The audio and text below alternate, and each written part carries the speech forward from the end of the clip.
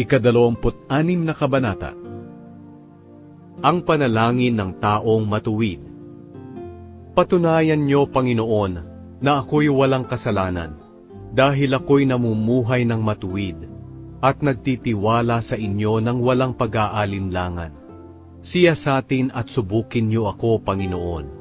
Suriin niyo ang aking puso't isipan, dahil lagi kong naaalala ang inyong pagmamahal, at namumuhay ako na pinanghahawakan ang inyong katapatan.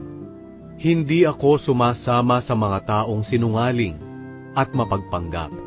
Kinaiinisan ko ang mga pagsasama-sama ng masasamang tao, at hindi ako nakikisama sa kanila. Naghuhugas ako ng kamay upang ipakitang ako'y walang kasalanan. Pagkatapos, pumupunta ako sa pinaghahandugan ng hayop at iba't ibang ani, upang sumamba sa inyo, O Panginoon, na umaawit ng papurit pasasalamat.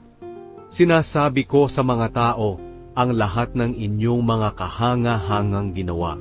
Panginoon, mahal ko ang templo na inyong tahanan, na siyang kinaroroonan ng inyong kaluwalhatian.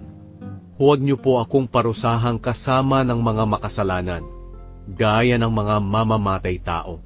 Palagi silang handang gumawa ng masama at nanghihingi ng suhol. Ngunit ako'y namumuhay ng matuwid, kaya iligtas niyo ako at inyong kahabagan.